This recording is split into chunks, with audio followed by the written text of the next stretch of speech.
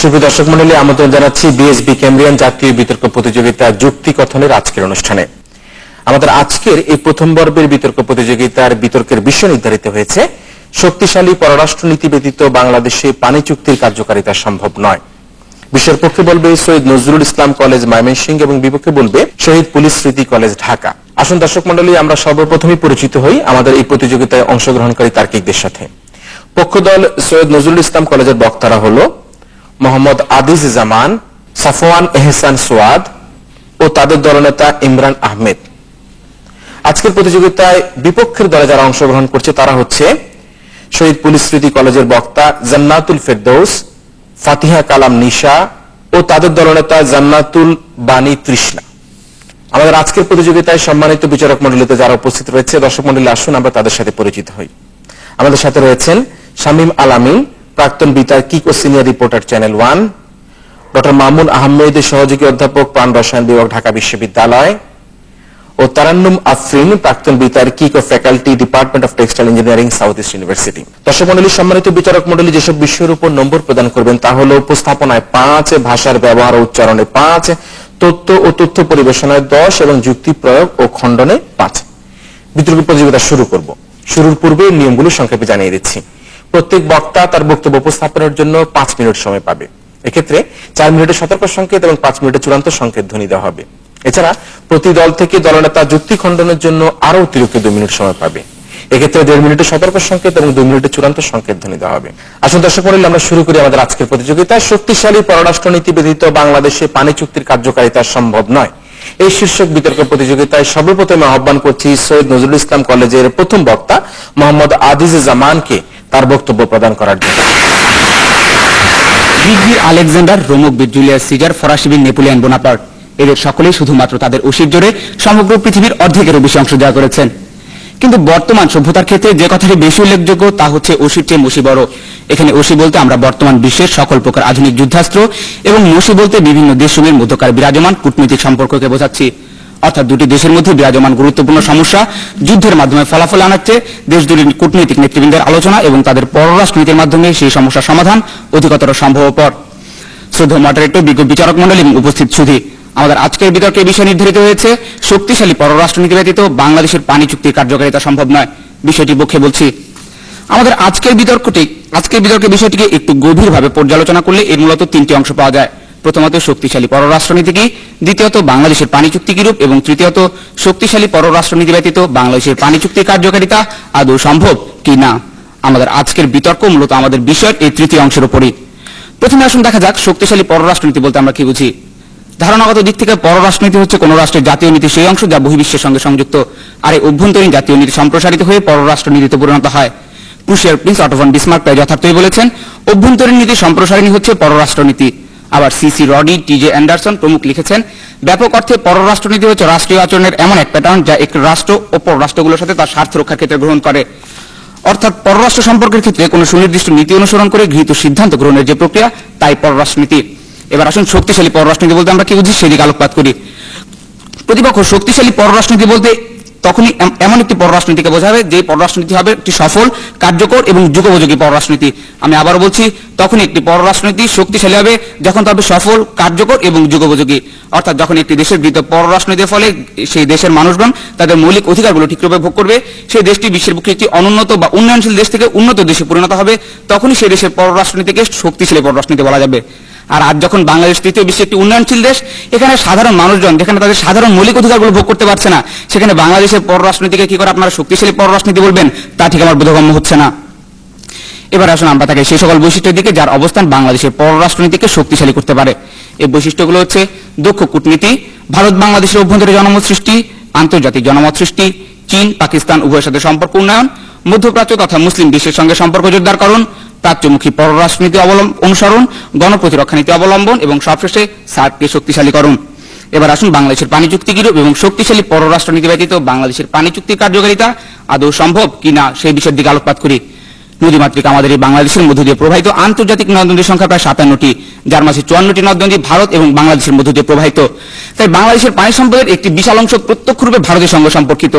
কিন্তু ভারত সরকার কর্তৃক রাজশাহী সীমান্তের পশ্চিমে 11 মাইল উজানে ফারাকা নামক স্থানে সৃষ্ট ফারাক্কা নামক মরণবাদের অপরিকল্পিত পানি বন্টনের ফলে ক্ষতিগ্রস্ত হচ্ছে বাংলাদেশের লক্ষ লক্ষ কৃষক এবং দুর্বল হয়ে পড়ছে এই কৃষিভিত্তিক দেশের অর্থনীতি।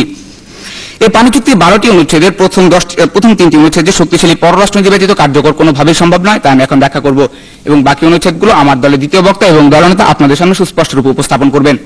প্রথমে আসুন অনুচ্ছেদ 1 এর দিকে তাকাই। এতে বলা আছে ভারত সরকার বাংলাদেশকে নির্দিষ্ট পরিমাণ পানি ছাড়বে ফারাক্কা বাঁধ দ্বারা। অনুচ্ছেদ 2 এর প্রথম অংশে ফারাক্কায় পানি বন্টনের নীতি দেওয়া আছে। এতে বলা আছে যদি ফারাক্কায় পানি 70,000 কিউসেক বা তার কম থাকে তাহলে বাংলাদেশ এবং ভারত অর্ধেক অর্ধেক করে পাবে, কিন্তু যদি পানি 70 থেকে 75,000 কিউসেকে থাকে তাহলে বাংলাদেশ সরকার পাবে 35,000 কিউসেক এবং বাকি অংশ পাবে ভারত সরকার। কিন্তু যদি পানি 75,000 কিউসেক বা তার বেশি থাকে তাহলে ভারত সরকার 40,000 কিউসেক পাবে এবং বাকি অংশ পাবে বাংলাদেশ। এবং এই নীতি অনুসারে নির্দিষ্ট সময় পর্যন্ত ফারাক্কায় পানি বন্টনের কথা উল্লেখ রয়েছে। অনুচ্ছেদ 2 এর দ্বিতীয় অংশে বলা আছে বিগত 40 বছরে অর্থাৎ 1949 সাল থেকে 1988 সাল পর্যন্ত ফারাক্কায় জানুয়ারি মাসে গড় পানির প্রাপ্তি ছিল 98,447.66 কিউসেক, যার মাঝে ভারতের বাবার কথা 40,000 কিউসেক এবং বাকি 58,447.66 কিউসেক পানি পাবে বাংলাদেশ। এবং এই পানির স্তর অপরিবর্তিত রাখার জন্য উজান কর্তৃপক্ষ সব রকম চেষ্টা চালাবে। যে কোনো 10 দিনে ফারাক্কায় পানি প্রাপ্তি 50,000 কিউসেকের নিচে নেমে গেলে উভয় পক্ষ কোনো পক্ষের ক্ষতি না করে ন্যায় নীতির ভিত্তিতে জরুরি উপযোজনের উদ্দেশ্যে আশু আলোচনায় মিলিত হবে। এবার আসুন অনুচ্ছেদ 3 এর দিকে তাকাই। এটা বলা আছে সর্বপ্রথম অনুচ্ছেদের অধীনে ফারাক্কায় ভারত কর্তৃক ফারাক্কা এবং বাংলাদেশের গঙ্গার উভয় তীর পর্যন্ত বাংলাদেশের জন্য ছেড়ে দেওয়া পানির স্তর ফারাক্কা স্তরের নিচে নামানো যাবে না। অবশ্যই যুক্তিযুক্ত ব্যবহারে এটা 200 কিউসেক ছাড়িয়ে যাবে না। এই চুক্তিতে স্বাক্ষরের পরও বাংলাদেশের বিভিন্ন সময় সরকার বদলের ফলে এবং এদের কূটনৈতিক সমন্বয়হীনতার ফলে ভারত সরকার বাংলাদেশকে ন্যায্য পানির হিস্সা দেওয়ার বিপরীতে বিভিন্ন অজুহাত সৃষ্টি করছে। এর ফলে এখনো পর্যন্ত খরা এবং বন্যার মতো কঠিন দুর্যোগের মোকাবেলা করতে হয় বাংলাদেশকে। তাই শক্তিশালী পররাষ্ট্রনীতি ব্যতীত ন্যায্য পানির হিস্সা হওয়ার সম্ভাবনা একেবারেই শূন্য। প্রতিপক্ষ 1971 সালে মহান মুক্তিযুদ্ধে বাংলাদেশের বিজয়ের পেছনে পররাষ্ট্রনীতির ভূমিকার সম্পর্কে নিশ্চয় আপনারা ভুলে যাননি। এতে 10 ডিসেম্বরের পর থেকে জাতিসংঘের নিরাপত্তা অধিবেশনে যে সকল অধিবেশনগুলো অনুষ্ঠিত হয় সেখানে আমেরিকার বাংলাদেশের বিরোধিতা সত্ত্বেও রাশিয়া বাংলাদেশের স্বাধীনতার জন্য সর্বাত্মক সহায়তা করে। এর কারণ একটাই, তৎকালীন সময় বাংলাদেশ এবং রাশিয়ার পরোক্ষ রূপে হলো কূটনৈতিক সুসম্পর্ক। তাই আমার বক্তব্য সেটা আমি আবার বলছি, শক্তিশালী পররাষ্ট্রনীতি ব্যতীত বাংলাদেশের পানি চুক্তির কার্যকারিতা তো দূরে থাক, বাংলাদেশের উন্নয়নই কোনোভাবে সম্ভব নয়। ধন্যবাদ শ্রদ্ধেয় মডারেটর, ধন্যবাদ সবাইকে। আমরা এবারে বক্তব্য শুনবো শহীদ পুলিশ স্মৃতি কলেজের প্রথম বক্তা জান্নাতুল ফেরদৌসের কাছ থেকে। প্রথম বক্তা আমাদের বিতর্কের বিষয়টি বিবৃত করেছেন, কিন্তু আমি মনে করি আমার এই বিষয়টি সম্পর্কে আরেকটু আলোচনা করা উচিত। আমাদের আজকের বিতর্কের বিষয় থেকে বিশ্লেষণ করলে বা পর্যালোচনা করলে 3টি বিষয় উঠে আসে, তা হলো পররাষ্ট্রনীতি, শক্তিশালী পররাষ্ট্রনীতি এবং পানি চুক্তির কার্যকারিতা। এখন দেখা যাক পররাষ্ট্রনীতি বলতে আমরা কি বুঝি। কোন দেশের পররাষ্ট্রনীতি বলতে ওই সমুদায় কার্যবলীকে বোঝায় যা কোনো দেশের বৈদেশিক সম্পর্কের সারমর্ম, অর্থাৎ কোন দেশের পররাষ্ট্রনীতি হলো জাতীয় রাজনীতির সেই অংশ যা বহির্বিশ্বের সাথে সম্পর্কযুক্ত। সমাজবিজ্ঞানী বিসমার্ক বলেছেন আভ্যন্তরীণ নীতির সম্প্রসারণ হলো পররাষ্ট্রনীতি। তাহলে আন্তর্জাতিক অঙ্গনে দেশের মর্যাদা সমুন্নত রাখার যথাযথ নীতি অনুসরণকে আমরা শক্তিশালী পররাষ্ট্রনীতি বলে অভিহিত করতে পারি। পানি চুক্তি 1996 সালে 12 ডিসেম্বর বাংলাদেশ ও ভারতের মধ্যে পানি চুক্তি কার্যকারিতা স্বাক্ষরিত হয়, যাতে শুষ্ক মৌসুমে 1 মার্চ থেকে 10 মে পর্যন্ত বাংলাদেশকে 35,000 কিউসেক পানি প্রদানের গ্যারান্টি দেওয়া হয়। এই চুক্তিতে আরো উল্লেখ আছে যে যদি পানি 70,000 কিউসেক হয় তাহলে দুই দেশ সমান অংশ পাবে, আর পানি যদি 75,000 কিউসেক হয় তাহলে ভারত পাবে 40,000 কিউসেক এবং বাংলাদেশ বাকিটা পাবে। আর পানি যদি 50,000 কিউসেক হয় তাহলে দুই সরকার জরুরি আলোচনায় বসে কোনো পক্ষকে ক্ষতিগ্রস্ত না করে জরুরি ব্যবস্থা গ্রহণ করবে। আমাদের প্রয়োজন ও প্রায়োগিকতা এবং বাস্তবতা নিরিখে 1996 সালের 12 ডিসেম্বর আমরা ভারতের সাথে পানি চুক্তিতে এসেছিলাম। তাই এই বিষয়টাতে আমাদের কোনো বিরোধ নাই, আমাদের বিরোধ শুধু এর কার্যকারিতা রক্ষায় শক্তিশালী পররাষ্ট্রনীতির প্রতি জোর দেয়াতে। তাই আজকে বিতর্কের বিপক্ষে আমার অবস্থান। আপনাদের জ্ঞাতার্থে বলছি, প্রতিপক্ষ পানি চুক্তি কার্যকর করতে পররাষ্ট্রনীতিকে আমরা সম্পূর্ণ অগ্রাহ্য করছি না, বরং আমরা শক্তিশালী পররাষ্ট্রনীতিকে অনেকগুলো হাতিয়ারের মধ্যে একটি হিসেবে গণ্য করতে চাচ্ছি। কারণ আমাদের দেশে পররাষ্ট্রনীতির মূলনীতি হলো friendship to all but manage two নান। প্রতিযোগিতামূলক এই বিশ্বে শত্রু মিত্র বিবেচনার নানা পরিপ্রেক্ষিত রয়েছে। আজ যে শত্রু কাল সে মিত্র, সহযোগিতার মনোভাব আন্তর্জাতিক উত্তাপ কমায়। আর সবচেয়ে বড় কথা হলো প্রায় 14 কোটি মানুষের ছোট দেশ বাংলাদেশ ঝড় বন্যা খরা জলসেচ যে মৃত্যুর সঙ্গে একটু জোয়ারে ভেসে যায় যার সাজানো ঘর, তেমন একটি দেশকে আমরা রাজনীতির ঝড় তোলানো বিশ্বের সারিতে দাঁড় করানোর পক্ষপাতিত্ব করতে পারছি না। বিজ্ঞ প্রতিপক্ষ আপনারা কি চাচ্ছেন? তৃতীয় বিশ্বের উন্নয়নশীল দেশ হিসেবে আমাদের রয়েছে বিপুল জনসংখ্যা, পরনির্ভরশীল অর্থনৈতিক ব্যবস্থা, দুর্নীতি রোগাক্রান্ত প্রশাসনিক কাঠামো, মতাদর্শের অভাব, অবকাঠামোগত সুযোগ সুবিধা ছাড়াও রয়েছে নানাবিধ সমস্যা যা আমাদের পররাষ্ট্রনীতির মূল লক্ষ্যগুলোকে অনগ্রসর করে তুলছে। সম্মানিত মডারেটর, রাষ্ট্রবিজ্ঞানী এম এ হালিম বলেছেন পররাষ্ট্রনীতির মূল নীতিগুলোকে 5টি ভাগে বিভক্ত করেছেন। এগুলো হলো আকাঙ্ক্ষা, অর্থনৈতিক উন্নয়ন, জাতীয় শক্তি সারমর্ম, মতাদর্শ এবং জাতীয় মর্যাদা। লক্ষ্য করুন প্রতিপক্ষ, প্রথম 4টি লক্ষ্য পরস্পর সম্পর্কযুক্ত, অপরদিকে আমাদের সকলের সাথে সম্পর্কিত জাতীয় মর্যাদা। অধ্যাপিকা দিলারা চৌধুরী আমাদের পররাষ্ট্রনীতির মূল লক্ষ্যগুলোকে কয়েকটি শ্রেণীতে বিভক্ত করেন: জাতীয় নিরাপত্তা এবং ভৌগোলিক অখণ্ডতা রক্ষা, প্রতিবেশী দেশসমূহের সাথে বন্ধুত্বপূর্ণ সম্পর্ক স্থাপন, মুসলিম দেশসমূহের সাথে ভ্রাতৃত্বের সম্পর্ক স্থাপন, আন্তর্জাতিক সহযোগিতা সৃষ্টির লক্ষ্যে স্থিতিশীল এবং শান্তিপূর্ণ পরিবেশ রক্ষা এবং একটি নয় আন্তর্জাতিক অর্থনৈতিক ব্যবস্থার প্রতি সমর্থন জ্ঞাপন। এখন আপনারা এইগুলোর কোনটিকে শক্তিশালী করার মাধ্যমে আমাদের পররাষ্ট্রনীতিকে শক্তিশালী করতে চান? সেখানে কি প্রতিটি বিষয় একটি অন্যটির সাথে সম্পর্কিত? আর যদি আপনারা সব বিষয়গুলোকে পরিপুষ্ট করতে চান তাহলে আমরা আপনাদের অভিলাষে অবাক হব, কারণ আমাদের দেশ রাতারাতি নিশ্চয়ই হ্যারি পটারের জাদুর দুনিয়া হয়ে যায়নি। আমরা বুঝতে পারছি না প্রতিপক্ষ, আপনারা কোন যুক্তিতে আমাদের পররাষ্ট্রনীতিকে দুর্বল বলার প্রয়াস পাচ্ছেন। আমাদের পররাষ্ট্রনীতি হয়তো আগ্রাসী নয়, তাই বলে দুর্বল নয়, যে কে রণসাহায্যে সজ্জিত করে শক্তিশালী করতে হবে। তবে আমরা এটা করতে পারি, আমাদের সহযোগিতামূলক এবং বন্ধুত্বপূর্ণ পররাষ্ট্রনীতির কৌশল সমূহকে সুসংবদ্ধ এবং সুকৌশলী করে তুলতে পারি। বিজ্ঞ প্রতিপক্ষ, যে দেশের রূপ দেখে লেখা হয়েছে সোনার বাংলা, ডিএল রায় লিখেছেন ধনধান্যে পুষ্পে ভরা আমাদের এই বসুন্ধরা, সেই দেশের একটা বিশাল অংশ শুষ্ক মরুভূমি হয়ে যাক বছরের একটি সময়ে। কিন্তু এই দৃশ্য আমরা দেখতে চাই না, আমরাও চাই আমাদের নদীগুলো হয়ে উঠুক স্রোতস্বিনী। তাই আমাদের সাথে আপনারা বলুন, শক্তিশালী পররাষ্ট্র নীতি ব্যতীত নয়, শক্তিশালী পররাষ্ট্র নীতি ছাড়াও আমাদের পানি চুক্তি কার্যকারিতা সম্ভব। ধন্যবাদ মাননীয় মডারেটর, ধন্যবাদ সবাইকে।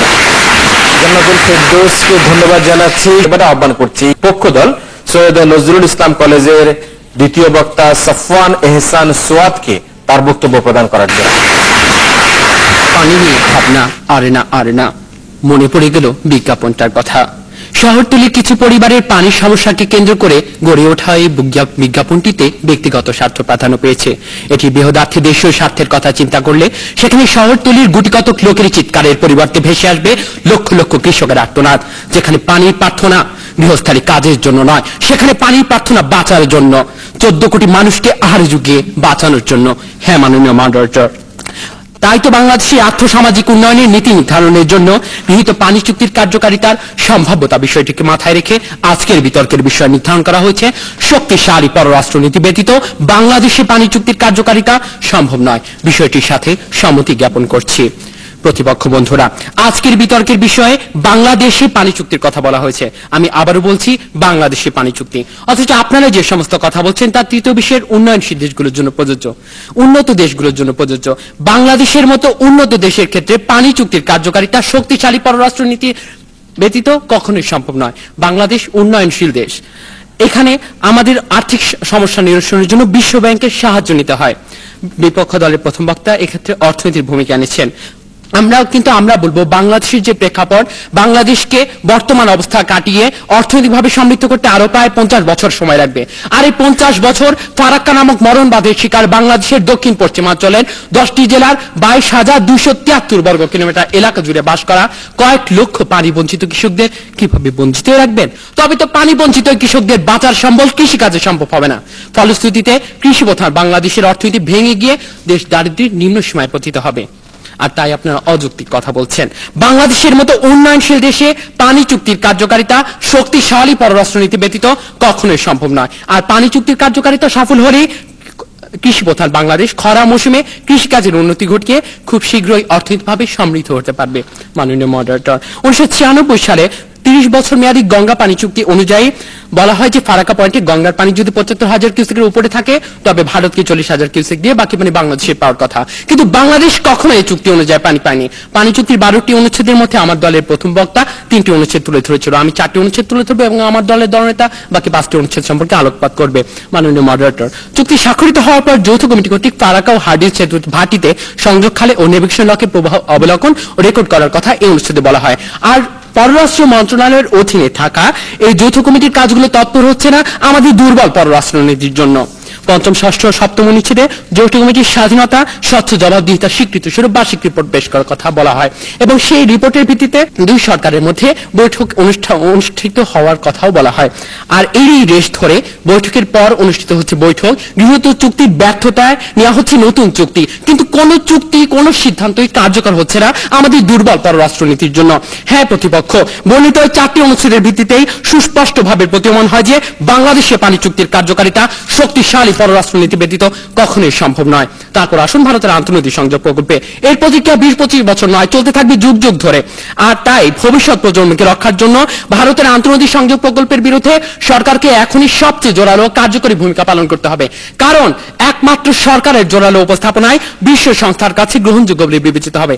আর এই জোরালো উপস্থাপনের জন্য দক্ষ কূটনীতি তথা শক্তিশালী পররাষ্ট্রনীতি। হ্যাঁ প্রতিপক্ষ বন্ধুরা, আমি আবারও বলছি, বাংলাদেশি পানি চুক্তির কার্যকারিতা শক্তিশালী পররাষ্ট্রনীতি ব্যতীত কখনোই সম্ভব নয়, কখনো এবং কখনোই নয়।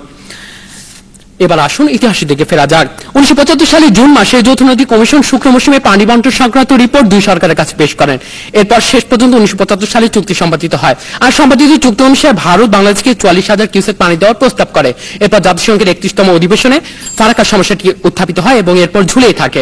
এরপর 5 নভেম্বর পানি বন্টন চুক্তি স্বাক্ষরিত হওয়ার পর ভারত বাংলাদেশকে 44,000 কিউসেকের পরিবর্তে 34,500 কিউসেক পানি দেওয়ার প্রস্তাব করে, কিন্তু তাও না পেয়ে বাংলাদেশ পায় 27,600 কিউসেক পানি, অর্থাৎ প্রায় 6,900 কিউসেক পানি কম। বাংলাদেশ সরকারের একজন উচ্চপদস্থ কর্মকর্তা জানান, দুর্বল পররাষ্ট্রনীতির কারণে বাংলাদেশের পক্ষে নিজস্ব উদ্যোগে দীর্ঘমেয়াদী চুক্তি গ্রহণ সম্ভবপর হচ্ছে না।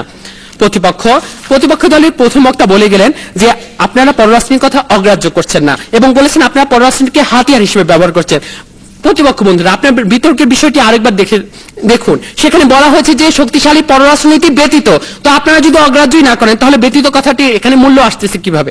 তাই আপনারা আমাদের সাথে সাদৃশ্য রেখে বলতে হবে যে শক্তিশালী পররাষ্ট্রনীতি ব্যতীত বাংলাদেশের পানি চুক্তির কার্যকারিতা কখনোই সম্ভব নয়। যেহেতু আপনারা অগ্রাহ্য করছেন না, সেহেতু বিতর্কের বিষয়ে আপনাদেরকে সম্মতি জ্ঞাপন করা উচিত।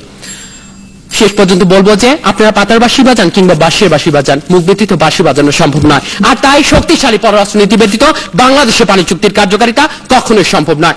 ধন্যবাদ মাননীয় মডারেটর, ধন্যবাদ বিজ্ঞ বিচারক মন্ডলী, ধন্যবাদ সবাইকে। আমরা বক্তব্য শুনলাম সাফওয়ানা এহসান সোয়াদের কাছ থেকে। এবারে বিপক্ষে বক্তব্য প্রদান করতে আসবে ফাতিমা কালাম নিশা। তোরা যে যা বলিস ভাই, আমার সোনার হরিণ চাই। রবি ঠাকুর তার প্রত্যাশিত সোনার হরিণ পেয়েছিলেন কিনা জানি না, কিন্তু আমার সোনার হরিণ চাইনি। চেয়েছিলাম প্রবহমান নদীর পানির ন্যায্য হিস্সা, কিন্তু পানি চুক্তি স্বাক্ষরের দীর্ঘ সময় পরেও আমরা তা পাইনি। সম্মানিত মডারেটর এবং বিচারক মন্ডলী, আমাকে সুযোগ দানের জন্য। আমাদের আজকের বিতর্কের বিষয় শক্তিশালী পররাষ্ট্রনীতি ব্যতীত বাংলাদেশে পানি চুক্তির কার্যকারিতা সম্ভব নয় বিষয়ের বিপক্ষে বলছি। শুরুতেই আপনাদের একটি ভুল ধরিয়ে দিচ্ছি। আপনার নদীর সংখ্যা বলেছে 54টি, 54 হবে না, এটা হল 56টি। আমাদের দেশ নদীমাতৃক দেশ, জালের মতো ছড়িয়ে আছে নদী, নালা, খাল, বিল, হাওর, বাউর, বিলছিল। এই জন্য আমার যতটুকু ডাঙা রয়েছে তা পরিযুক্ত। এই লালন ভূমি আমাদের জীবনের প্রতিটি ধাপ স্পন্দন এনে দেয়, বৃদ্ধি করে দেয় কর্মদক্ষতা। এগুলো ক্লাসিক্যাল কথাবার্তা, কিন্তু বাস্তবে আমরা কি দেখছি? শুকনো মৌসুমে শুকিয়ে যায় অনেক নদী, প্রবহমান নদীর বুকে জেগে উঠে চড়া, চৌচির হয়ে যায় ফসলের মাঠ, নদী হয়ে মরুভূমির সম। এই প্রধান কারণ হলো গঙ্গার পানি ফারাক্কাবাদ। বাংলাদেশ ভাটি দেশ বলেই নেপাল ও ভারতের পানি বাটনের উপরে আমাদের নির্ভর করতে হয়, আর এই জন্য পানি বন্টন চুক্তি। কিন্তু কেন এই পানি বন্টন চুক্তি? কারণ এর প্রধান কারণ হলো ফারাক্কাবাদ। পানি বন্টন চুক্তি সম্পর্কে আমার দলের প্রথম বক্তা বলে গিয়েছেন। আমি এই চুক্তির মূল কারণ অর্থাৎ ফারাক্কাবাদ সম্পর্কে অবহিত করতে চাই। পশ্চিমবঙ্গের মুর্শিদাবাদ জেলার একটি থানা এবং একই সঙ্গে গ্রামের নাম ফারাক্কা। এই গ্রামের উপর দিয়ে প্রবহমান গঙ্গার উপর একটি ব্যারেজ তৈরি করা হয়। এই ব্যারেজ পানি আটকে রেখে শুকনো মৌসুমী খাল কেটে মুর্শিদাবাদের জমিপুরের কাছে ভাগীরথীতে ফেলা হচ্ছে। উদ্দেশ্য কলকাতা রক্ষা করা। কলকাতা রক্ষা করা হচ্ছে ঠিকই, কিন্তু আমাদের বহু নদী হারিয়ে ফেলছে নাব্যতা, কারণ ভারত অগ্রাহ্য করছে তার চুক্তির শর্ত। তার শুকনো মৌসুমী ব্যারেজ আটকে দিচ্ছে, ফলে আমাদের নদীগুলো হয় হাঁটু পানির। আর বর্ষা মৌসুমে যখন আমাদের নদীগুলো টইটুম্বুর, তখন তারা ব্যারেজ করে দেয়, ফলে সৃষ্টি হয় বন্যা। পানি চুক্তি লঙ্ঘনের এই যে বিষয়টা, এটা যেমন মানবিকতার দিক থেকে অমার্জনীয়, সহযোগিতামূলক রাষ্ট্রনীতি পরিপন্থী, তেমনি আন্তর্জাতিক নদী কমিশন আইনের বিরোধী। ছোট্ট একটা গল্প বলি। একটা তাল গাছ নিয়ে দুই পক্ষের মধ্যে সালিশ হচ্ছে। এক ব্যক্তি দাঁড়িয়ে বললেন, সালিশ মানি বিচার মানি, কিন্তু তাল গাছ আমার। সভাসদরা বললেন, কেমন করে? লোকটি বলল, কেন, গায়ের জোরে? ব্যক্তি প্রতিপক্ষ প্রত্যক্ষ করুন। প্রত্যক্ষভাবে না হলেও আমাদের উপর ভারতের প্রভাবটা ঠিক একই রকম। এখন কথা হচ্ছে এই সমস্যার সমাধান কি করে হতে পারে? বিদ্যুৎ প্রতিপক্ষ, আপনারা কি বলেন? শক্তিশালী পররাষ্ট্রনীতির মাধ্যমে? অবশ্যই নয়। এই জন্য প্রয়োজন কূটনৈতিক কিছু কৌশল। আমরা জাতিসংঘ সাধারণ সম্মেলনে এবং সার্ক সম্মেলনে আমাদের পানি সমস্যার কথা উল্লেখ করতে পারি। নেপাল, ভুটান, মালদ্বীপ, শ্রীলঙ্কা প্রভৃতি দেশের সহযোগিতায় চীন ও আফগানিস্তানকে আমাদের সার্কের অন্তর্ভুক্ত করতে পারি। এতে সার্কের শক্তি ভারসাম্য রক্ষা হবে। ভারত নিজেকে বনের বাঘ মনে করবে না, কারণ আমাদের পানি চুক্তি বাস্তবায়নের মূল সমস্যা এখানেই। কখনোই আমাদের পররাষ্ট্রনীতি দুর্বলতার জন্য নয়, অবশ্যই আমাদের পররাষ্ট্রনীতি দুর্বল নয়, বরং সহযোগিতামূলক, বন্ধুত্বপূর্ণ এবং সর্বাধিক গ্রহণযোগ্য, তাই যুগোপযোগী। আমাদের সমস্যা হচ্ছে আয়তনের দিক দিয়ে ক্ষুদ্র এবং জনসংখ্যার দিক দিয়ে বিশাল আমাদের এই দেশ। আমাদের রয়েছে রাজনৈতিক ও কূটনৈতিক মতাদর্শের অভাব, যথেষ্ট কারিগরি জ্ঞানের অভাব, অস্থিতিশীল গণতন্ত্র, ভগ্ন প্রশাসনিক কাঠামো, নেতৃত্বের দুর্বলতা ও দূরদর্শিতার অভাব। বিধি প্রতিপক্ষ আমার দলের প্রথম বক্তা বলে গিয়েছেন, আমি আবারও বলছি যে আমরা পানি চুক্তি বাস্তবায়নে পররাষ্ট্রনীতির কথা ভূমিকা অস্বীকার করছি না, বরং আমরা এটিকে সহায়ক হিসেবে মনে করছি। কারণ যে পানি চুক্তি বাস্তবায়নে রয়েছে এত সব বাধা, সেখানে পররাষ্ট্রনীতিকে শক্তিশালী করার উপর যেভাবে এর বাস্তবায়ন নির্ভর করবে। বিধি প্রতিপক্ষ, আপনারা আসলে এখনো পর্যন্ত বলতে পারেনি আপনারা কিভাবে আমাদের পররাষ্ট্রনীতিকে শক্তিশালী করতে চাচ্ছেন। আশা করবো আপনার দলের তৃতীয় বক্তা বিষয়টি স্পষ্ট করে যাবেন। তবে এই কথা সত্য যে বাংলাদেশে পানি চুক্তি কার্যকরিতা সম্ভব হয়নি। আমাদের দেশে যেসব নদী রয়েছে তার মধ্যে একমাত্র সাগর নদী ব্যতীত অন্য সকল নদী আন্তর্জাতিক নদী। আমাদের নদীর প্রবাহ নির্ভর করে ভারত ও নেপালে পানি প্রবাহের উপর, কারণ আমাদের কমপক্ষে 56টি নদী উৎপত্তিস্থল হিমালয়, যেগুলো ভারতের উপর দিয়ে প্রবাহিত হয়ে বাংলাদেশে পড়েছে। এখানে কাজে আমাদের পানি সমস্যা এবং এর সমাধান নির্ভর করে দ্বিপাক্ষিক ও ত্রিপাক্ষিক বিভিন্ন আলোচনা ও পর্যালোচনা এবং সমঝোতার উপর, যার সাথে ভারত ও নেপাল ওতপ্রোতভাবে জড়িত। প্রতিপক্ষ, আপনার পররাষ্ট্র তোড়জোড় এখানে কোনো ভূমিকা রাখতে পারে না। প্রতিপক্ষ, আমরা বলতে চাচ্ছি পানি চুক্তি কার্যকারিতা করার জন্য শক্তিশালী পররাষ্ট্রের কথা বলতে চাচ্ছি। বিদ্যুৎ প্রতিপক্ষ আপনাদের কাছে অনুরোধ, আপনার ইন্দ্রিয়গুলোকে জাগ্রত করুন, কারণ এখানে যৌবন যায় যুদ্ধে যাওয়ার তার শ্রেষ্ঠ সময়। এই যুদ্ধ মানে ঢাল তলোয়ার নিয়ে পথে নামা নয়, নিজের বিবেক বুদ্ধি জাগ্রত করা, সেটাকে একটু জাগ্রত করলে মনে হয় আপনারা আমাদের সাথে একমত হবেন। ধন্যবাদ মাননীয় মডারেটর, ধন্যবাদ সবাইকে। এবার আহ্বান করছি পক্ষ দল শহীদ সৈয়দ নজরুল ইসলাম কলেজের দলনেতা ইমরান আহমেদকে তার বক্তব্য উপস্থাপন করার জন্য। স্বাধীনতার 36 বছর পরও যখন আমরা আমাদের দুর্বল পররাষ্ট্রনীতির জন্য আমাদের পানির ন্যায্য অংশটুকু বুঝে নিতে পারছি না, তখনই আজকের বিতর্কের বিষয় নির্ধারণ করা হয়েছে শক্তিশালী পররাষ্ট্রনীতি ব্যতীত বাংলাদেশে পানি চুক্তির কার্যকারিতা সম্ভব নয়। বিষয়টির পক্ষে বলছি, আমাদের দেশের পানি চুক্তি কার্যকর করার জন্য শক্তিশালী পররাষ্ট্রনীতির প্রয়োজন আছে কিনা এই প্রশ্নের উত্তর খুঁজতেই আমাদের আজকের বিতর্কের অবতারণা। আমার দলের প্রথম বক্তা বাংলাদেশের পানি চুক্তি কি রূপ এবং সেই চুক্তির প্রথম 3টি অনুচ্ছেদ বাস্তবায়নে শক্তিশালী পররাষ্ট্রনীতির ভূমিকা সম্বন্ধে বলে গেছেন। আমার দলের দ্বিতীয় বক্তা বাংলাদেশের পানি চুক্তির বাকি 4টি অনুচ্ছেদ বাস্তবায়নে শক্তিশালী পররাষ্ট্রনীতির ভূমিকা কতটুকু তা ব্যাখ্যা করেছেন। সেই ধারাকে অব্যাহত রেখে আমি এখন বাংলাদেশের পানি চুক্তির বাকি অনুচ্ছেদগুলো বাস্তবায়নে শক্তিশালী পররাষ্ট্রনীতির ভূমিকা সম্বন্ধে ব্যাখ্যা করছি। প্রথমেই আসুন দেখা যাক বাংলাদেশ ভারত পানি বন্টন চুক্তির 8ম অনুচ্ছেদটি। এই অনুচ্ছেদটি হলো দুই সরকার শুষ্ক মৌসুমে গঙ্গার পানি প্রবাহ জোরদার করার, দীর্ঘমেয়াদী সমস্যার সমাধান খুঁজে বের করার জন্য পরস্পর সহযোগিতা করার প্রয়োজন স্বীকার করে। তাহলে একটি নদীর পানি প্রবাহ জোরদার করার, দীর্ঘমেয়াদী সমস্যার সমাধান খুঁজে বের করা নিশ্চয়ই শক্তিশালী পররাষ্ট্রনীতি ব্যতীত সম্ভব নয়। প্রতিপক্ষ বন্ধুরা, আপনারা কি জানেন ভারতের সাথে এই পানি চুক্তি সইয়ের প্রথম বছরই পানি প্রবাহের ক্ষেত্রে গরমিল দেখা যায়।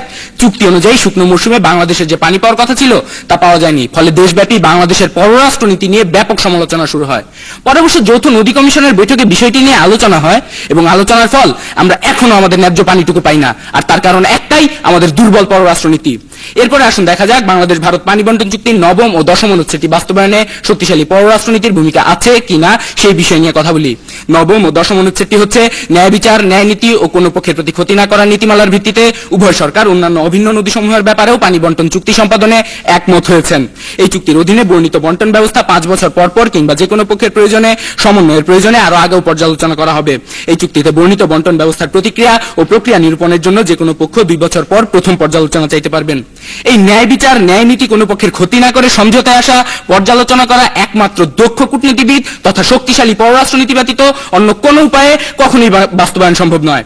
বাংলাদেশ ও ভারতের পানি বন্টন চুক্তির 11 অনুচ্ছেদটি হলো অনুচ্ছেদ 10-এ বর্ণিত পর্যালোচনার পর সমন্বয় সাধনের জন্য কোনো পারস্পরিক ঐকমত্য না হলে এই চুক্তির মেয়াদের জন্য ভারত ফারাক্কা বাঁধের ভাটিতে পানি ছাড়বে এবং সেই পানি অনুচ্ছেদ 2-এ বর্ণিত ফর্মুলা মোতাবেক বাংলাদেশের অংশের 90% কম হতে পারবে না।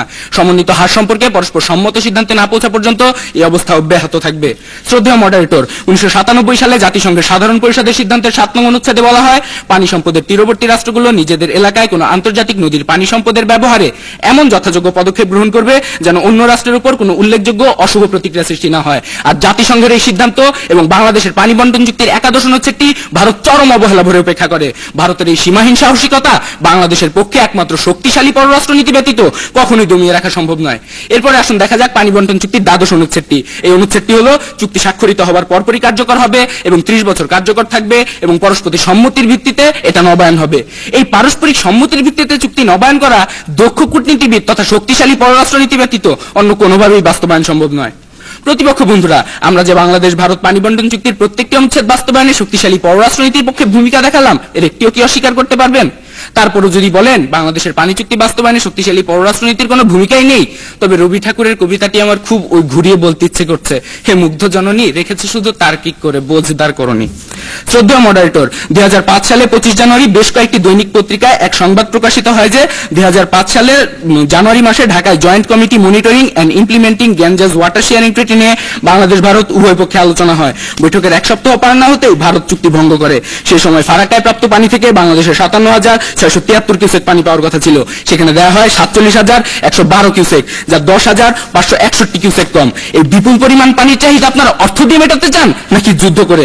এই চাহিদা এক এবং একমাত্র শক্তিশালী পররাষ্ট্রনীতির মাধ্যমেই পূরণ করা সম্ভব। আপনার দলের দ্বিতীয় বক্তা বলে গেলেন যে পানি চুক্তি বাস্তবায়নে আপনারা পররাষ্ট্রনীতির পাশাপাশি অন্য কোনো উপায় দেখছেন।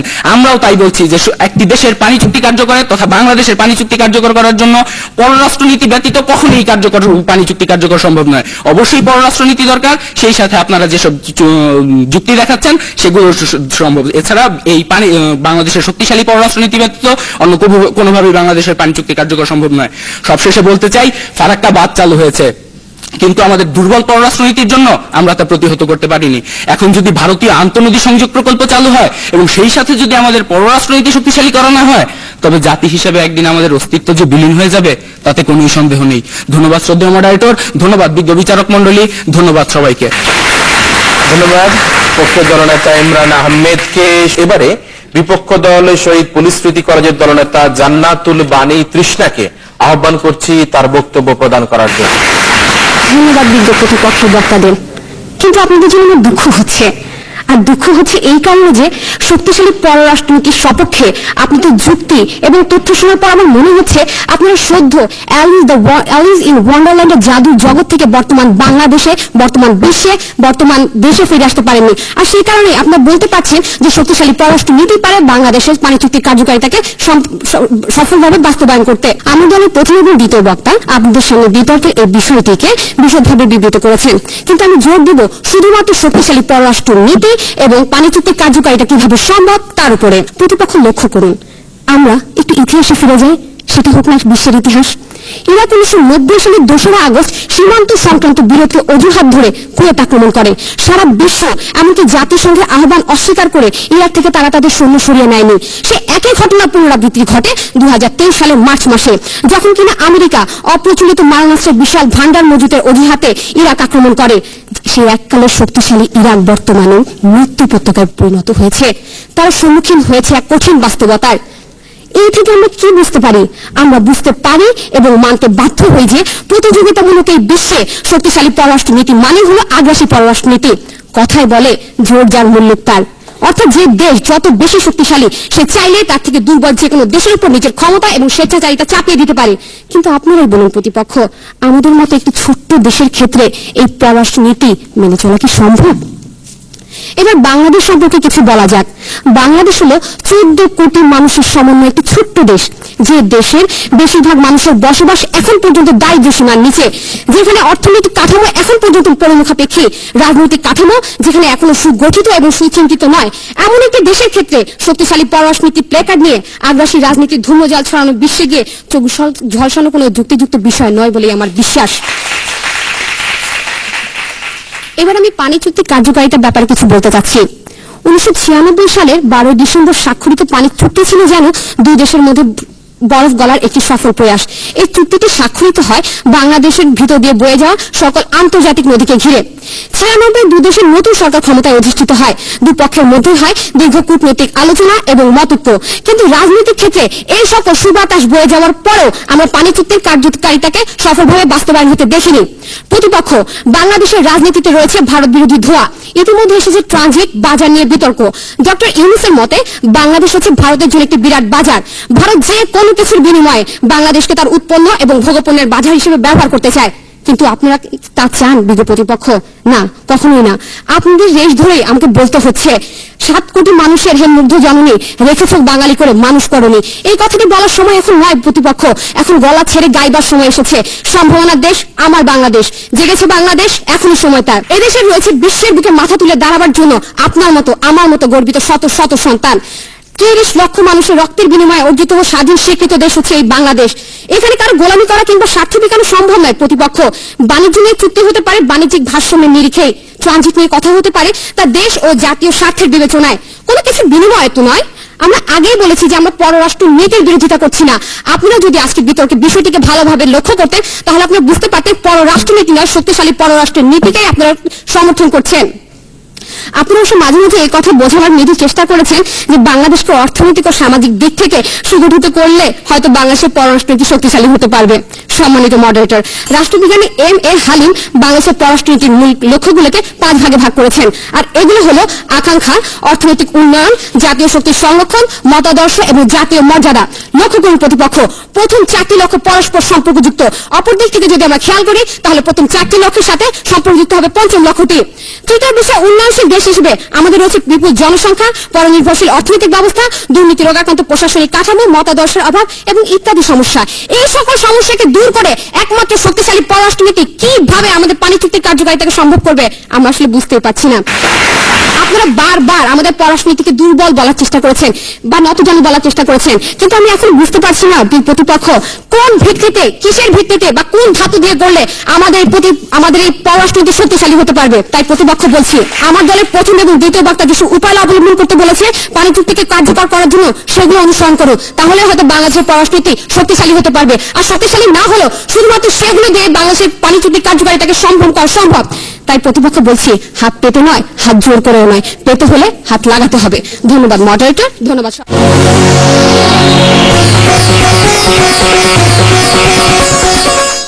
ক্যামব্রিয়ান কলেজ বাংলাদেশ সরকার অনুমোদিত ISO 9001:2000 সনদপ্রাপ্ত ধূমপান ও রাজনীতি মুক্ত সর্বাধুনিক শিক্ষা প্রতিষ্ঠান। ক্যামব্রিয়ান কলেজে রয়েছে দেশের সর্ববৃহৎ অনলাইন কম্পিউটার ও সায়েন্স ল্যাব, শীতাতাপ নিয়ন্ত্রিত ক্লাসরুম, ল্যাপটপ ওভারহেড প্রজেক্টরের মাধ্যমে লেকচার ডেলিভারি, সুপারভাইজারের স্টাডি প্রোগ্রামের মাধ্যমে স্বল্প সময়ে অধিক ক্লাস ও প্রতি 10 জন ছাত্রের জন্য একজন গাইড টিচারের ব্যবস্থা। 2007 সালের HSC পরীক্ষায় 100% পাস, 43% A+ এবং 57% A গ্রেড পেয়ে ব্যবসায় শিক্ষা শাখায় সর্বকালীন সর্বোচ্চ রেকর্ড অর্জনের মধ্য দিয়ে ক্যামব্রিয়ান কলেজ দেশের সেরা কলেজগুলোর তালিকার প্রথম বছরে প্রথম স্থান। 2010 সালের SSC পরীক্ষায় 100% পাস ও 100% GPA 5 পাওয়ার লক্ষ্য নিয়ে 2008 সালের জানুয়ারি থেকে ক্যামব্রিয়ান কলেজের স্কুল শাখা চালুর প্রস্তুতি চলছে। চলতি বছর ডিসেম্বর মাসে শুধু নবম শ্রেণীতে ছাত্রছাত্রী ভর্তি নেওয়া হবে। কোচিং এবং প্রাইভেট টিচারের দরকার নেই। 100% পাস ও সর্বাধিক GPA 5 পাওয়ার পূর্ণ সহযোগিতা দিচ্ছে ক্যামব্রিয়ানের শতাধিক অভিজ্ঞ শিক্ষক মন্ডলী। BSB ফাউন্ডেশন কর্তৃক পরিচালিত ক্যামব্রিয়ানে ভর্তি হন, 21 শতকের চ্যালেঞ্জ মোকাবেলা করুন। BSB গ্লোবাল নেটওয়ার্ক এক যুগেরও বেশি সময় ধরে Asia, Europe, America, Australia, Canada, England, New Zealand, Ireland, Finland, Singapore, Sweden, Cyprus, Ukraine ও মালয়েশিয়া সহ বিশ্বের বিভিন্ন কলেজ ও বিশ্ববিদ্যালয়ে উচ্চশিক্ষার জন্য হাজার হাজার শিক্ষার্থীর ভর্তি ও সাফল্যের সাথে ভিসা প্রসেস করেছে বাংলাদেশের প্রথম ISO 9001:2000 সনদপ্রাপ্ত সর্বাধুনিক ও সর্ববৃহৎ student consulting firm BSB global network. Diplomatic zone Gulshan circle 2-তে রয়েছে BSBর সুবিশাল অত্যাধুনিক নিজস্ব অফিস, শতাধিক দক্ষ কাউন্সিলর ও সাপোর্টিং স্টাফ। বিদেশে উচ্চশিক্ষার পথকে সুগম করতে BSB নিয়মিত আয়োজন করে সেমিনার, স্পট অ্যাডমিশন ও আন্তর্জাতিক শিক্ষা মেলা। বিদেশে ভর্তি ও ভিসা সম্পর্কিত সঠিক তথ্য ও পরামর্শ জানাতে প্রতি সোমবার সকাল 11টায় চ্যানেল I ও শুক্রবার সকাল 9:20 এবং রাত 12:10 ATN বাংলা প্রচার করে বিশেষ শিক্ষামূলক অনুষ্ঠান। BSB travels, BSB event and expo management, BSB language club ছাড়াও বিএসবি ফাউন্ডেশন কর্তৃক প্রতিষ্ঠিত ক্যামব্রিয়ান কলেজ। তাই এটি একটি নির্ভরশীল, বিশ্বস্ত এবং কার্যকর গতিশীল প্রতিষ্ঠান হিসেবে দেশে বিদেশে ইতিমধ্যে ব্যাপক খ্যাতি অর্জন করেছে।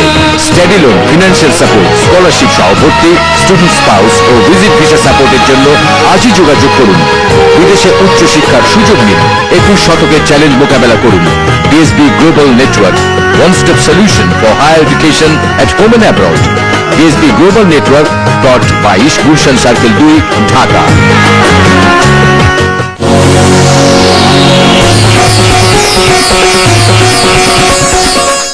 পানি চুক্তির কার্যকারিতা কিভাবে সম্ভব, সেটা কি শক্তিশালী পররাষ্ট্র নীতির মাধ্যমে নাকি না অন্য কোন বিভিন্ন বিষয়গুলোকে সমন্বয় ঘটিয়ে আমরা পানি চুক্তির কার্যকারিতা অর্থাৎ আমাদের যে ন্যায্য হিস্সা সেটা আমরা আদায় করে নিতে পারি? দুদল বেশ ভালো তর্কে জড়িয়ে পড়েছে এই সমস্যার সমাধান কিভাবে করা সম্ভব। আমরা এবারে দুদলের দলনেতার কাছ থেকে শুনবো তাদের আবারও পুনরায় পক্ষ এবং বিপক্ষ দলের অবস্থান, এবং সেই কারণে আমি সর্বপ্রথমে আহ্বান করছি পক্ষ দলের দলনেতা ইমরান আহমেদকে তার দলের পক্ষে যুক্তি খণ্ডন পর্বে আরো 2 মিনিট যুক্তি উপস্থাপন করার জন্য। আমার প্রতিপক্ষের বক্তাদের বক্তব্য শুনে মনে হচ্ছে তাদের পানি বন্টন চুক্তি সম্পর্কে কোনো ধারণাই নেই। আমাদের পানি বন্টন চুক্তি আপনার আমার বানানো কোনো নীতি না। এই পানি বন্টন চুক্তি 12টি অনুচ্ছেদের উপর স্থাপিত। এই প্রত্যেকটি অনুচ্ছেদের বাস্তবায়নের জন্য আমার দলের 3 জন বক্তা, আমি সহ প্রত্যেকেই প্রমাণ করার চেষ্টা করেছি এবং প্রমাণ করেছি যে এই 12টি অনুচ্ছেদ বাস্তবায়নে একমাত্র শক্তিশালী পররাষ্ট্রনীতি ভূমিকা রাখতে পারে। এটা ব্যতীত এই 12টা অনুচ্ছেদ বাস্তবায়ন কখনোই সম্ভব নয়। যা আপনারা কোনো কারণেই তুলে ধরতে পারেননি, তার মানে আপনাদের বাংলাদেশের পানি বন্টন চুক্তি সম্পর্কে কোনো ধারণাই নেই। আপনারা আপনার দলের প্রথম বক্তা পানি বন্টন চুক্তির বর্ণনা দিতে গিয়ে বললেন 2 পক্ষের আলোচনার মাধ্যমে এটা কার্যকর করা সম্ভব। এই 2 পক্ষের আলোচনা কিন্তু দক্ষ কূটনীতিবিদের মাধ্যমেই সম্ভব, আর এই দক্ষ কূটনীতিবিদ কিন্তু শক্তিশালী পররাষ্ট্র নীতির একটা বৈশিষ্ট্য। বললেন পানি চুক্তির কার্যকারিতার জন্য শক্তিশালী পররাষ্ট্র নীতির পাশাপাশিও আপনারা কিছু চিন্তা করছেন। এটা ব্যতীত নয়, আমরাও তাই বলছি, এটা ব্যতীত পানি বন্টন চুক্তি কার্যকারিতা কখনোই সম্ভব নয়। আপনারা বললেন পররাষ্ট্রনীতিকে শক্তিশালী করা নাকি রণসাজে সজ্জিত করা, আমরা তা বলছি না। আপনাদের শক্তিশালী পররাষ্ট্রনীতির বোঝা যাচ্ছে কোনো ধারণাই নেই। এটি শুধু খাতা কলমে লিখে শক্তিশালী একটা পররাষ্ট্রনীতি দাঁড় করিয়ে দিলাম তা নয়, এটার কতগুলো বৈশিষ্ট্য আছে পররাষ্ট্রনীতিকে শক্তিশালী করার, যে বৈশিষ্ট্যগুলো আমার দলের প্রথম বক্তা এসে বলে গিয়েছে। আপনার দলের দ্বিতীয় বক্তা বললেন কূটনৈতিক তৎপরতার কথা পানি বন্টন চুক্তির জন্য। সেই কূটনৈতিক তৎপরতার কথা আমরাও তো বলছি যে শক্তিশালী পররাষ্ট্রনীতির এটিও একটা বৈশিষ্ট্য। দ্বিপাক্ষিক আলোচনার কথা বললেন, এই দ্বিপাক্ষিক আলোচনা কিন্তু দক্ষ কূটনীতিবিদ দ্বারাই সম্ভব, যেটা আমাদের শক্তিশালী পররাষ্ট্রনীতির বৈশিষ্ট্য। আপনি জর্জিয়ার মুল্লুকতারের কথা বললেন, এখানে জর্জিয়ার মুল্লুকতার হলে তো ইউএস আর মেক্সিকোর মাঝে পানি বন্টন চুক্তি হতো না, তাদের দুজনের মাঝে চুক্তি হয়েছে কিন্তু আলোচনার মাধ্যমেই। তারপরে আসুন দেখা যাক ইউফ্রেটিস নদীতে এরা সিরিয়া এবং ইরাকের মধ্যে কিন্তু পানি বন্টন চুক্তি সম্পাদন হয়েছে। তাদের মধ্যে 2 দেশের এই ইউএসএ মেক্সিকো এবং সিরিয়া ইরাকের মধ্যে কিন্তু তাদের পানি বন্টন চুক্তি সম্পাদন হয়েছে তাদের দক্ষ কূটনীতিবিদের মাধ্যমেই। আপনারা বলে গেলেন 1996 সালে চুক্তি নাকি নীরব চুক্তি, এবং আপনারা বাংলাদেশের পররাষ্ট্রনীতিকে শক্তিশালী পররাষ্ট্রনীতির করার জন্য আগ্রাসী নীতির কথা বললেন। কিন্তু প্রথম আলো পত্রিকায় প্রখ্যাত কলামিস্ট আসিফ ইকবাল বলেছেন যে আমাদের পররাষ্ট্রনীতিকে শক্তিশালী করার জন্য জনমত গঠন করতে হবে, কূটনৈতিক তৎপরতা গঠন করতে হবে, আন্তর্জাতিক ফোরামে সংশোধন উত্থাপন করতে হবে এবং জোট গঠন ও লবিং করতে হবে। এগুলোই আমাদের আন্তর্জাতিক পররাষ্ট্রনীতির বৈশিষ্ট্য, এবং এগুলো ছাড়া আমাদের পানি চুক্তি বাস্তবায়ন কখনোই সম্ভব নয়। ধন্যবাদ শ্রদ্ধেয় মডারেটর, ধন্যবাদ বিজ্ঞ বিচারক মণ্ডলী। ধন্যবাদ ইমরান আহমেদকে। আমরা সবশেষে বক্তব্য শুনবো প্রতিযোগিতার বিপক্ষ দলের শহীদ পুলিশ স্মৃতি কলেজের দলনেতা জান্নাতুল বানী তৃষ্ণার কাছ থেকে। শক্তিশালী পররাষ্ট্রনীতি কি এবং সেটা বর্তমানে প্রেক্ষাপটের দিকে তাকালে সেটাকে কি বলে সেটা বোধহয় আমাদের পক্ষের দলের অর্থাৎ প্রতিপক্ষ দলের প্রথম বক্তা থেকে শুরু করে দলনেতা বুঝতে পারেনি। সেই কারণে আমাকে পুনরায় বিবৃত করতে হচ্ছে। যুদ্ধ নয় শান্তি, এটাই ছিল জাপানের পররাষ্ট্র নীতি। তাই বলে জাপানকে বর্তমান পৃথিবী থেকে তার সবকিছু বিলীন হয়ে গেছে, বরং জাপানি বিশ্বকে ডোমিনেট করছে। কিসের জোরে? প্রতিপক্ষ পররাষ্ট্রনীতি নয়, অর্থনীতির জোরে। মনে রাখবেন, বাংলাদেশকে যদি অর্থনীতির জোরে আরো শক্তিশালী করা যায়, একমাত্র তখনই বাংলাদেশের পানি চুক্তির কার্যকারিতা সম্ভব হবে। প্রতিপক্ষ, আপনাদের বক্তব্যে আপনারা একজন আমাদের পররাষ্ট্রনীতিকে দুর্বল বলেছেন আর অন্য 2 জন বলেছেন শক্তিশালী। আমি আসলে বুঝতে পারছি না আপনারা বিতর্কের বিষয়টিকে এখনো কি ঠিক মতো বুঝেছেন। প্রতিপক্ষ, আপনাদের বক্তব্য শুনে মনে হচ্ছে বাংলাদেশ সম্পর্কে বোধহয় আপনাদের কোনো ধারণাই নেই। একজন বলছেন উন্নত দেশ, অন্য 2 জন বলছেন উন্নয়নশীল দেশ। আসলে যে বাংলাদেশ কোন দেশ সেটা সম্পর্কে জানতে হলে এখন আপনি সেই কেজিতেই পড়তে হবে। বর্তমান যুগে আমাদের এই বিশ্বকে গ্লোবাল ভিলেজে রূপান্তর করা হয়েছে। সত্যিকার অর্থে এই গ্লোবাল ভিলেজের মধ্যে বাংলাদেশের পররাষ্ট্রনীতি হলো সবচেয়ে যুগোপযোগী। কারণ বাংলাদেশের পররাষ্ট্রের মূল কথাটা কি হলো? Friendship to all but malice two নান, অর্থাৎ সবার সাথে বন্ধুত্ব, বৈরিতা নয়। আমরা যদি আমেরিকার মতো শক্তিশালী দেশের দিকে খেয়াল করি তাহলে আমরা কি দেখতে পাই? সেই দেশ শক্তিশালী, তার পররাষ্ট্রনীতি শক্তিশালী, কিন্তু তাদের পররাষ্ট্রনীতিকে কি বলা হচ্ছে? আগ্রাসী পররাষ্ট্রনীতি। আপনারা আমাদের দেশের মৌলিক সমস্যাগুলোর কথা বলেছেন, বিজ্ঞ প্রতিপক্ষ একবার যদি চিন্তা করে দেখেন এই মৌলিক সমস্যাগুলো কেবলমাত্র পররাষ্ট্রনীতি দিয়ে অর্থাৎ শক্তিশালী পররাষ্ট্রনীতি দিয়ে সম্ভব নয়। এগুলোকে দূর করতে হলে আমাদের দরকার অর্থনৈতিক স্বাবলম্বিতা। প্রতিপক্ষ দলের প্রথম বক্তা আমাদের বিতর্কের বিষয়ের বিপক্ষে চলে গেছেন, কারণ তিনি স্বীকারই করে নিয়েছেন বাংলাদেশের পররাষ্ট্রনীতি নাকি শক্তিশালী পররাষ্ট্রনীতি। আপনারা শুধু 12টি অনুচ্ছেদের কথা বলে যাচ্ছেন, দক্ষ কূটনৈতিক অবস্থার কথা বলে যাচ্ছেন, কিন্তু বিজ্ঞ প্রতিপক্ষ আমাদের বক্তব্য যদি ভালো করে খেয়াল করতেন বা লক্ষ্য করতেন তাহলে হয়তো বুঝতে পারতেন শক্তিশালী পররাষ্ট্রনীতি কখনোই বাংলাদেশের পানি চুক্তি কার্যকারিতাকে সফল করতে পারবে না। আর আরেকটি কথা, 1996 সালের চুক্তিকে আমি কখনোই নীরব চুক্তি বলিনি। ভালো করে বক্তব্য খেয়াল করে তারপর যুক্তি খণ্ডন করতে আসবেন। ধন্যবাদ মডারেটর, ধন্যবাদ সবাইকে। ধন্যবাদ জান্নাতুল বানী কৃষ্ণাকে যুক্তি খণ্ডন পর্বে তার বক্তব্য উপস্থাপন করার জন্য। দুদলই কিন্তু ক্ষুরধার বক্তব্য দিয়েছে এখানে।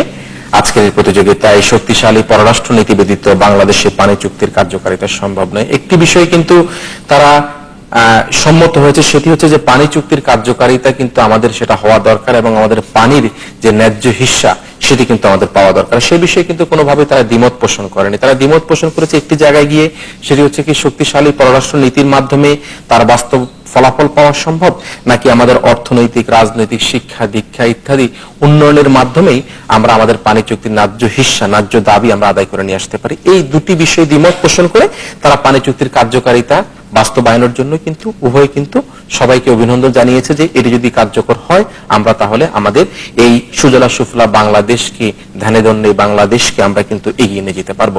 সেক্ষেত্রে পক্ষদল তাদের বক্তব্য দিতে এসে দক্ষ কূটনৈতিক দক্ষতার কথা বলেছেন, মুসলিম বিশ্বের সাথে আমাদের যে সুসম্পর্ক রয়েছে তাকে আরো বৃদ্ধি করার কথা তারা বলেছেন এবং ভারত বাংলাদেশের জনগণের মধ্যে সুসম্পর্ক সৃষ্টির কথা বলে তারা দুর্বল পররাষ্ট্র নীতির কথা বারবার উচ্চারণ করার চেষ্টা করেছেন। তারা বলেছেন চুক্তি অনুযায়ী বারবার ভারত কিন্তু আমাদের সেই চুক্তি ভঙ্গ করছে, আমাদেরকে সেই অসম পানি বন্টনের ক্ষেত্রে তারা কিন্তু যেদিন আমাদের সাথে আলোচনা হয় তার 5, 7, 8, 10 দিনের মধ্যে আমরা দেখতে পাই যে পানি চুক্তি বন্টিত হচ্ছে না ঠিক মতো এবং সেটি আমরা বারবার বিফলে যেতে দেখেছি। দল তারা এসে তারা আমাদেরকে প্রথমে একটি কথা প্রথম বক্তা বলার চেষ্টা করেছে, সকলের সাথে আমাদের বন্ধুত্বপূর্ণ সম্পর্ক থাকবে, কোনো বৈরিতা নয়। অবশ্যই একটি ভালো কথা সে উল্লেখ করেছে, আমাদের পররাষ্ট্রনীতির ভালো কথা সে বলেছে যে আমাদের যে বাংলাদেশের প্রতি একটা বিগ ব্রাদারলি অ্যাটিটিউডের কথা সে উল্লেখ করেছে। সারা বিশ্বে কিন্তু দেখা যাচ্ছে যে হয়তোবা বোঝানোর চেষ্টা করেছে ভারত কর্তৃক আমাদের বিগ ব্রাদারলি যে অ্যাটিটিউড তাকে প্রতিহত করতে হবে এবং সেই প্রতিহত করার জন্য আমাদের কি করতে হবে? আমাদেরকে আত্মনির্ভরশীল হতে হবে, আমাদের দুর্বল অর্থনীতি যেটা রয়েছে তার উন্নয়ন ঘটাতে হবে, মতাদর্শের যে অভাব রয়েছে আমাদের রাজনৈতিক দলগুলির মধ্যে এক দল চলে যায় আরেক দল আসে, সে কিন্তু দেখা যায় যে আমরা খুব শক্তিশালী ভাবে এই 5 বছর একরকম চিন্তা ভাবনা চালাই, পরবর্তী 5 বছর সে চিন্তা ভাবনায় থাকি না। তার বৈষম্য দূর করতে হবে, নদীর নাব্যতা আমাদের বাড়ানোর জন্য বলা হয়েছে অস্থিতিশীল গণতন্ত্রকে নেতৃত্বের বিকাশ ঘটিয়ে আমাদের এই পানি চুক্তির কার্যকারিতার সুফল আমাদেরকে নিয়ে আসতে হবে। আমরা উভয় দলের বক্তাদের বক্তব্য শুনেছি। দলনেতা ইমরান এসে বলেছে যে পানির চাহিদা অর্থ দিয়ে নাকি যুদ্ধ দিয়ে আমরা মেটাবো। আমি কোনোভাবেই এতে একমত পোষণ করি না। কোনো যুদ্ধের মাধ্যমে কোনো সমাধান কিন্তু আমরা খুঁজে পেতে চাই না। আমরা চাই যে আমাদের কি রয়েছে, আমরা কি উৎপাদন করছি, আমাদের যে ট্রানজিট সুবিধা রয়েছে, আমাদের যে পদ্মার ইলিশ রয়েছে, আমাদের যে খনিজ সম্পদ রয়েছে, এরা আমরা একে অপরের মধ্যে যদি বন্টন করে আমরা সেই পানি নিয়ে আসতে পারি তাহলে অসুবিধা কোথায়? আমাদের যে জিনিসগুলি পড়ে আছে সেই জিনিসগুলি আমরা যদি ভারতকে দেই, ভারত যদি আমাদেরকে পানি দেয়, আমাদের অসুবিধার কোনো কারণ নেই, কোনো যুদ্ধ নয়।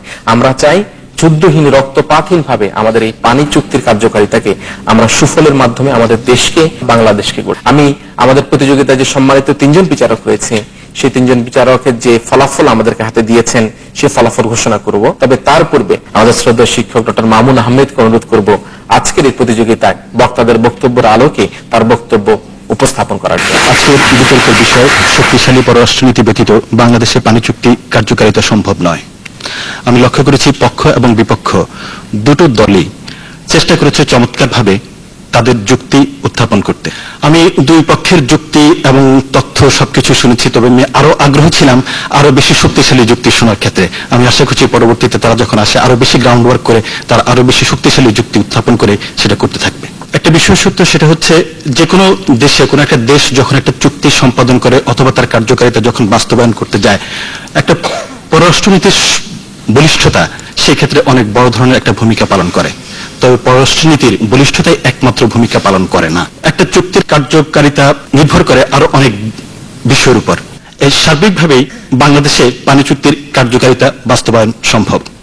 ধন্যবাদ স্যার। ধন্যবাদ ডক্টর মামুন আহমেদকে তার বক্তব্যের জন্য। একটি বিষয় স্যার বলার চেষ্টা করেছেন যে পানি চুক্তির কার্যকারিতা কিভাবে করা সম্ভব। আসলেই এই পানি চুক্তির কার্যকারিতা বর্তমান বিশ্বে কিন্তু কোনোভাবে আমরা এই গ্লোবালাইজেশনের যুগে একটা আদান প্রদানের মাধ্যমে সেই পানি চুক্তির কার্যকারিতা আমরা বাস্তবায়ন করতে পারি। আমরা ফলাফলে যাব। ফলাফলের পূর্বে আমি বলবো দুটি দল কিন্তু এই দেশকে ভালোবাসে, এই বাংলাকে ভালোবাসে, বাংলার মানুষকে ভালোবাসে, সারা বিশ্বকে ভালোবাসে। তাদের বক্তব্যের মধ্যে কিন্তু আমাদের সেই ৭১-এর সেই যুদ্ধ থেকে আরম্ভ করে বর্তমান দুর্নীতিগ্রস্ততার কথাও কিন্তু তারা নিয়ে এসেছে। তারা কিন্তু সমৃদ্ধ হয়েছে, আরো সমৃদ্ধ হবে এই বিশ্বাস আমাদের সকলের, এবং তাদের এই সমৃদ্ধতার মধ্য দিয়ে দেশ জাতি আরো বেশি এগিয়ে যাবে। এবং সেই কারণের জন্যই আমাদের এই পানি চুক্তির বাস্তবায়ন সম্ভব হবে এই ক্ষুদে বিতার্কিকরা যখন আরো বড় আসনে যাবে, যারা যখন দেশের প্রশাসনিক কাঠামোতে তাদের নিজের অবস্থানকে শক্তিশালী করবে, এবং তখন আরো বেশি শক্তিশালী হবে আমাদের পররাষ্ট্র নীতি। ফলাফল ঘোষণা করছি। সম্মানিত বিচারক মন্ডলী, যে বিচারক মন্ডলী এই মাত্র যে ফলাফল দিল, তাদের রায়ে শক্তিশালী পররাষ্ট্র নীতি ব্যতীত বাংলাদেশে পানি চুক্তির কার্যকারিতা সম্ভব নয়। এই বিষয়ের বিতর্ক প্রতিযোগিতায় অত্যন্ত গুরুত্বপূর্ণ একটি বিষয় আমাদের বাংলাদেশের প্রেক্ষাপটে যে দুটি দল অংশগ্রহণ করেছিল, শহীদ সৈয়দ নজরুল ইসলাম কলেজ এবং শহীদ পুলিশ স্মৃতি কলেজ, এই দুটি কলেজের বিতর্ক প্রতিযোগিতায় আজকের যে ফলাফল তাতে দেখা যাচ্ছে বিজয়ী দল হচ্ছে শহীদ সৈয়দ নজরুল ইসলাম। প্রতিযোগিতায় শ্রেষ্ঠ বক্তা হওয়ার গৌরব অর্জন করেছে পক্ষ দলের দলনেতা ইমরান আহমেদ। আমরা অভিনন্দিত করি বিজয় দল শহীদ সৈয়দ নজরুল ইসলাম কলেজকে, এবং সেই সাথে অভিনন্দিত করি প্রতিযোগিতার শ্রেষ্ঠ বক্তাকে। যারা আজকে বিজয়ী হতে পারেনি তাদেরকেও যুক্তিকথন অনুষ্ঠানের পক্ষ থেকে আমাদের শুভেচ্ছা মোবারকবাদ রইল। যুক্তিকথন বিতর্ক প্রতিযোগিতার এখানেই সমাপ্ত ঘোষণা করছি, এবং দর্শক মন্ডলী আপনারা যারা এতক্ষণ আমাদের সাথে ছিলেন, আগামী অনুষ্ঠানে আমাদের সাথে থাকবেন এই আশাবাদ ব্যক্তের মধ্যে দিয়ে আগামী অনুষ্ঠান দেখার আমন্ত্রণে আমাদের প্রতিযোগিতা এখানে সমাপ্ত ঘোষণা করছি। খোদা হাফেজ।